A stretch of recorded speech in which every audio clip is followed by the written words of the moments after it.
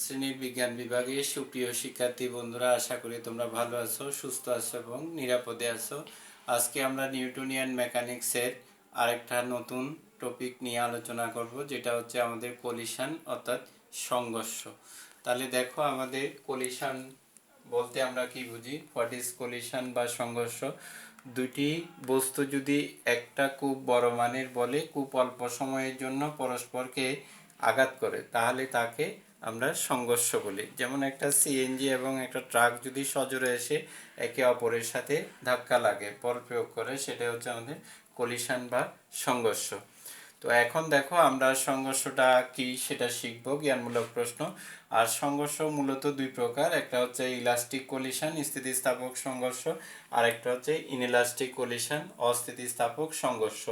এখন আমাদের জন্য যেটা বেশি ইম্পর্টেন্ট সেটা হচ্ছে স্থিতিস্থাপক সংঘর্ষ কাকে বলে, অস্থিতিস্থাপক সংঘর্ষ কাকে বলে, তাদের মধ্যে পার্থক্য কী, এবং কি শর্ত সাপেক্ষে আমাদের কলিশনটা স্থিতিস্থাপক হবে আর কোন শর্ত সাপেক্ষে আমাদের সেটা ইনইলাস্টিক অর্থাৎ অস্থিতিস্থাপক সংঘর্ষ হবে, এটা আমাদের ভালো করে বুঝতে হবে। এই শর্তগুলো আমাদের ভালো করে শিখতে হবে, কারণ আমাদের যেটা দেবে পরীক্ষায় সেটা হচ্ছে একটা কলিশন দেবে, বলবে যে এই কলিশনটা স্থিতিস্থাপক না অস্থিতিস্থাপক কলিশন, তুমি তোমার গাণিতিক যুক্তি দিয়ে বুঝাই দাও। তাহলে আমাদের কন্ডিশনগুলো জানাই থাকলে এখানে আর কোনো তেমন একটা সমস্যার সম্মুখীন হতে হবে না। তাহলে কলিশন মূলত দুই প্রকার, একটা হচ্ছে ইলাস্টিক কলিশন স্থিতিস্থাপক সংঘর্ষ, আর একটা হচ্ছে ইনইলাস্টিক কলিশন অস্থিতিস্থাপক সংঘর্ষ। তাহলে হোয়াট ইজ ইলাস্টিক কলিশন বা স্থিতিস্থাপক সংঘর্ষ? যেই সংঘর্ষের পূর্বে এবং পরে গতিশক্তির সমষ্টি শূন্য থাকে, সমান থাকে, যেই সংঘর্ষে দুটি বস্তুর সংঘর্ষের পূর্বে এবং পরে গতিশক্তির সমষ্টি সমান থাকে, তাকেই স্থিতিস্থাপক সংঘর্ষ বলে। অর্থাৎ সংঘর্ষের পূর্বে বস্তু দুইটির মধ্যে গতিশক্তির সমষ্টি আর সংঘর্ষের পরে বস্তু দুইটির মধ্যে গতিশক্তির সমষ্টি যদি সমান হয়, তাহলে এটা হবে যে আমাদের ইলাস্টিক কলিশন বা স্থিতিস্থাপক সংঘর্ষ। তাহলে আমি সত্যের মধ্যে সংক্ষেপে যদি এটা লিখি, এক নাম্বার সত্যটা হচ্ছে আমার সংঘর্ষের পূর্বে এবং পরে গতিশক্তির সমষ্টি সমান হবে, অর্থাৎ summation K I is equal to summation কত কে এফ। কে সামেশন দিলাম, এটা হচ্ছে আই দিয়ে ইনিশিয়াল, এফ দিয়ে ফাইনাল বুঝাচ্ছি। আদি গতিশক্তির সমষ্টি আর শেষ গতিশক্তির সমষ্টি যদি সমান হয়, অর্থাৎ গতিশক্তি যদি সংরক্ষিত থাকে, সেটা হচ্ছে ইলাস্টিক কলিশন স্থিতিস্থাপক সংঘর্ষ। তারপর আরেকটা সত্য আমি অতিরিক্ত বলতেছি, এটা যদি আমাদের সংঘর্ষের পূর্বে এবং পরে যদি আপেক্ষিক বেগ সমান হয়, সংঘর্ষের পূর্বে এবং পরে যদি আপেক্ষিক বেগ সমান হয়, সংঘর্ষের পূর্বে এবং পরে যদি আপেক্ষিক বেগ সমান হয়, অর্থাৎ আপেক্ষিক বেগ যদি সংরক্ষিত থাকে, সেটাও হচ্ছে আমাদের ইলাস্টিক কলিশন। মূলত আমরা এটা দিয়ে এক নাম্বার কলিশনটা দিয়ে আমরা এক নাম্বার কন্ডিশনটা দিয়ে আমরা যাচাই করব এটা ইলাস্টিক না ইনইলাস্টিক। তাহলে অস্থিতিস্থাপক সংঘর্ষ কাকে বলে? যেই সংঘর্ষে দুইটি বস্তুর মধ্যে সংঘর্ষের পূর্বে এবং পরে গতিশক্তি সংরক্ষিত থাকে না, দ্যাট মিন্স এটা আমাদের উল্টো। এখানে সত্যটা হচ্ছে আমাদের ইলাস্টিক কলিশনের জাস্ট উল্টোটা। এক নাম্বার সত্যটা এখানে summation K I is not is equal to summation কত K F is not is equal to এটা। আর এখানে আমাদের কি থাকবে না, এখানে আমাদের ওই যে আপেক্ষিক বেগও সংরক্ষিত থাকবে না। তবে এখানে দেখো শিক্ষার্থী বন্ধুরা, আসলে আমাদের যে জিনিসটা সেটা হচ্ছে খুবই ইম্পর্টেন্ট, সংঘর্ষটা আমাদের স্থিতিস্থাপক হোক আর অস্থিতিস্থাপক হোক, উভয় সংঘর্ষের বেলায় কিন্তু ভরবেগ সংরক্ষিত থাকবে। উভয় সংঘর্ষের বেলায় স্থিতিস্থাপক সংঘর্ষ হোক আর অস্থিতিস্থাপক সংঘর্ষ হোক, উভয় সংঘর্ষের বেলায় আমাদের ভরবেগটা সংরক্ষিত থাকবে। অর্থাৎ উভয় সংঘর্ষের বেলায় আমাদের ভরবেগের সংরক্ষণ বিধিটা মেনে চলবে। তাহলে আমরা যেটা শিখলাম তার একটা প্রয়োগ দেখো, যেমন আমাদের বোর্ডে কীরকম প্রবলেম দিতে পারে। একটা গাণিতিক সমস্যা 3 নাম্বার দেখো, এখানে দুইটা বস্তু, একটা হচ্ছে M1 ভরের বস্তু 2 কিলোগ্রাম ভরের, যেটা স্থির ছিল, এই জন্য B1I অর্থাৎ ইনিশিয়াল ভ্যালোসিটিটা তার 0, অর্থাৎ বস্তু স্থির, প্রথম বস্তুটা।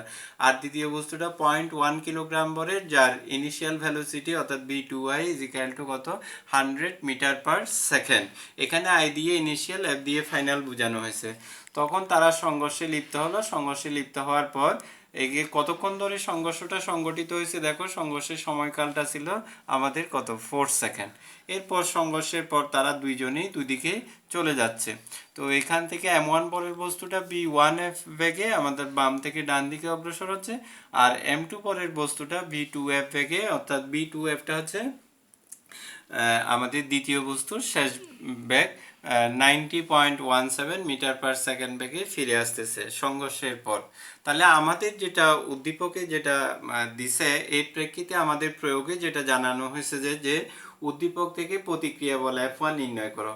এখানে দেখো এই যে দুইটা বস্তু একে অপরের সাথে সংঘর্ষে লিপ্ত হলো, এখানে প্রথম বস্তু দ্বিতীয় বস্তুটাকে যেই বলটা প্রয়োগ করতেছে সেটা হচ্ছে F2। প্রথম বস্তু দ্বিতীয় বস্তুকে যে বলটা প্রয়োগ করতেছে সেটা হচ্ছে F2। আর এখানে এখানে দ্বিতীয় বস্তু প্রথম বস্তুকে যে বলটা প্রয়োগ করতেছে সেটা হচ্ছে F2। আর প্রথম বস্তু দ্বিতীয় বস্তুকে যে প্রতিক্রিয়া বলটা দিচ্ছে এর বিপরীতে সেটা F1 ধরা হয়েছে। এর প্রেক্ষিতে আমরা ওনাদের চিত্র অনুসারে আমাদের কাজ করতে হবে। F1 F2 আমি চাইলে এখন চেঞ্জ করতে পারবো না, তবে যদি ওনারা স্পেসিফিক নোটেশন না দেয় তাহলে তোমরা চেঞ্জ করতে পারবে, কিন্তু এখন করতে পারবো না। এখন যেটা F1 বুঝাইছে সেটা হচ্ছে দ্বিতীয় বস্তুর উপর প্রথম বস্তুর প্রতিক্রিয়া বল। উদ্দীপক থেকে প্রতিক্রিয়া বল F1 নির্ণয় করো। তাহলে F1 আমরা চিত্র দেখেই বুঝতেছি যে F1টা হচ্ছে দ্বিতীয় বস্তুর উপর প্রথম বস্তুর প্রতিক্রিয়া বল। তাহলে আমি যদি এখন এই তোমাদের অঙ্কটা করাই, অর্থাৎ প্রয়োগ যেই অঙ্কটা আমাদের কতে আমি দিছি সেটা দেখো। এখানে এখানে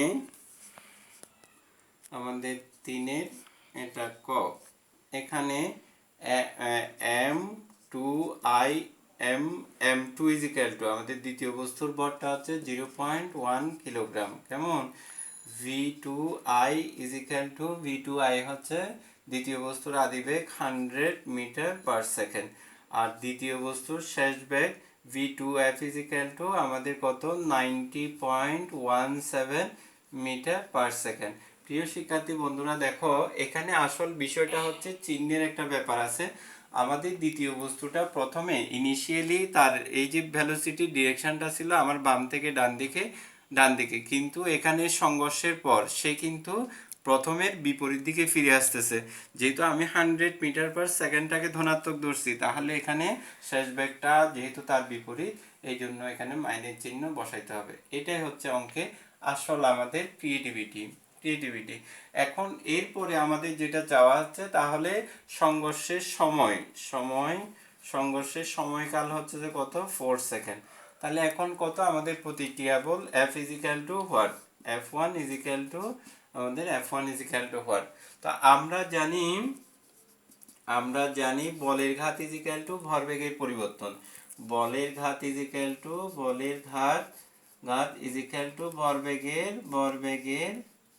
ভরবেগের পরিবর্তন, এটা আমরা জানি।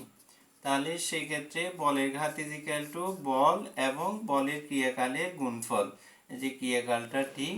আর ভরবেগের পরিবর্তন, এটা যেহেতু দ্বিতীয় বস্তুর আমাদের ভরবেগের পরিবর্তন, এখানে এটা খেয়াল রাখতে হবে। M2 V2F V2 আমাদের এখান থেকে M2 V2F মাইনাস M2 আমাদের V2 কত I, V আমাদের এখান থেকে V2 কত I, V2I এটা আমরা দিলাম। তাহলে দিস ইমপ্লাইজ এখানে F1 ইজিক্যাল টু আমাদের T, আর এখানে M2 V2F মাইনাস V2 কত I।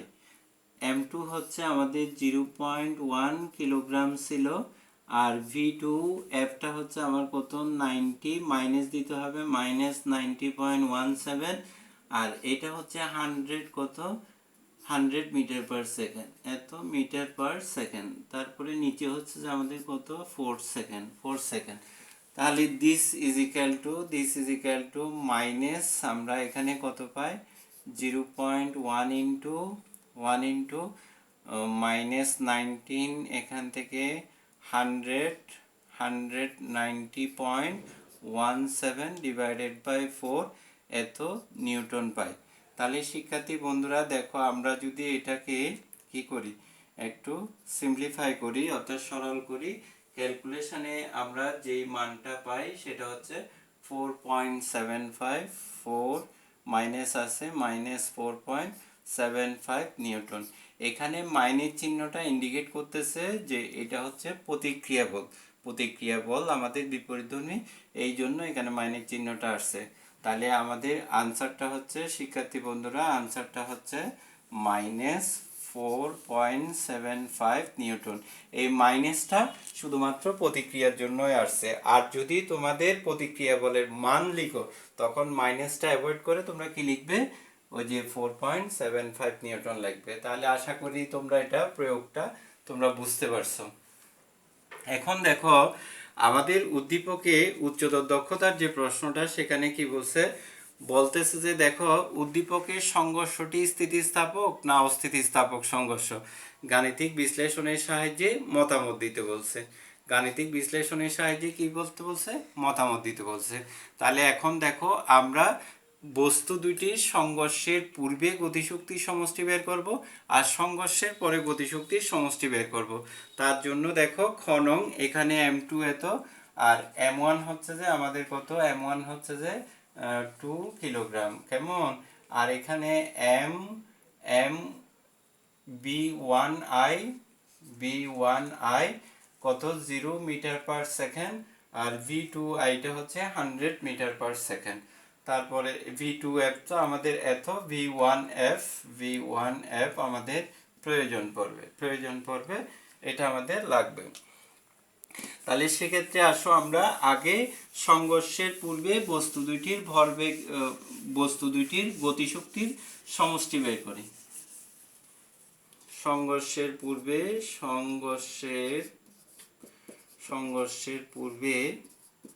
বস্তু দুইটির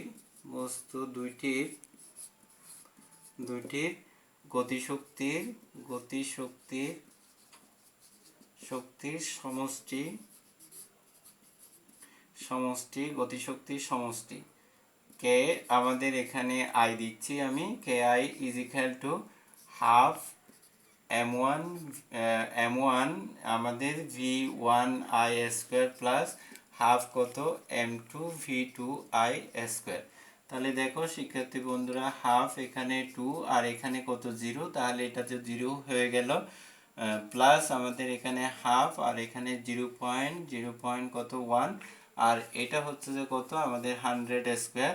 তাহলে দিস ইজ ইকুয়াল টু আমরা এখানে যেটা পাই সেটা হচ্ছে যে 500 আমাদের 1000, এখানে 500 কত জুল পাই, 500 জুল পাই। অর্থাৎ সংঘর্ষের পূর্বে বস্তু দুটির আমাদের গতিশক্তির সমষ্টি। এখন শিক্ষার্থী বন্ধুরা আমি সংঘর্ষের পরে বস্তু দুটির সংঘর্ষের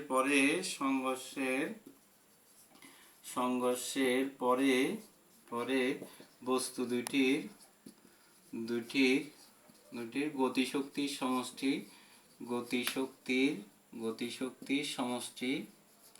সমষ্টি আমাদের কে কত f is equal to half m1 v1 f square plus half কত m2 v2 f square, v2 আমাদের half m2 v2 f square.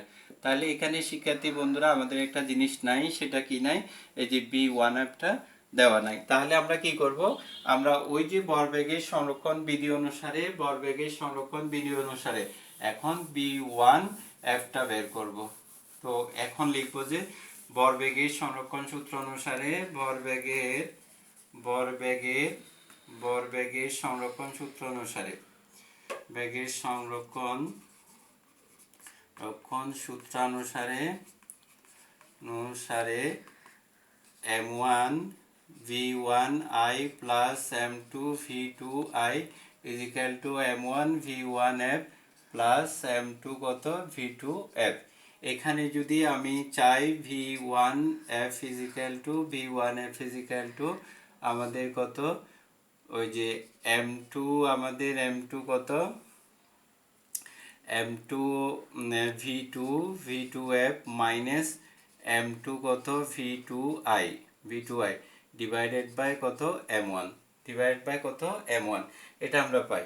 এখন যদি শিক্ষার্থী বন্ধুরা আমি মানটা যদি বসাই তাহলে M2 ছিল যে আমাদের 0.1 V2 একটা হচ্ছে যে -19.17 মাইনাস এখানে দেখো M2 হচ্ছে 0.1 আর এটা হচ্ছে যে কত আমাদের 100 তারপর দিস ইজ ইকুয়াল টু আমাদের কত আসে এখন M1টা হচ্ছে যে কত আমাদের 2 ছিল M1টা কত ছিল 2 ছিল তাহলে দিস ইজ ইকুয়াল টু আমাদের এখান থেকে মাইনাস কত আসতেছে এটা মাইনাস আমাদের 9 পয়েন্ট কত 9.50 কত 508 কত 5 এত মিটার পার সেকেন্ড আসে তাহলে আমরা এক নঙে যদি মান বসাই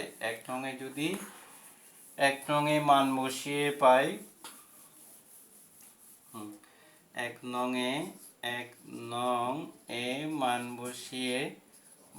বসিয়ে পাই কি পাচ্ছি দেখো কে এফ ইজ ইকুয়াল টু যেহেতু আমাদের B1F আমরা এত পাইছি B1F হাফ কত আমাদের M1 মানে হচ্ছে যে 2 আর এখানে B1F হচ্ছে যে -9.5 এত হোল স্কয়ার লিখতেছি প্লাস এখানে হাফ M2 মানে 0.1 আর V2F স্কয়ার মানে হচ্ছে যে আমাদের -90.17 কত হোল স্কয়ার তাহলে ফাইনালি আমরা এখানে পাচ্ছি যে শিক্ষার্থী বন্ধুরা দেখো 496.94 জুল তো যেহেতু এখন সিদ্ধান্ত দেখো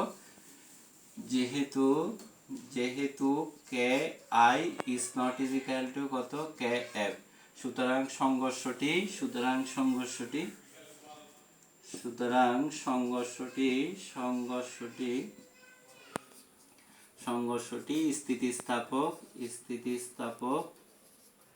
স্থিতিস্থাপক নয় এই হচ্ছে শিক্ষার্থী বন্ধুরা আমাদের এই অঙ্কটার সলিউশন আশা করি তোমরা ভালো থাকবে আগামী দিন আবার দেখা হবে তোমরা জিনিসটা ভালো করে বুঝবে পড়বে শিখবে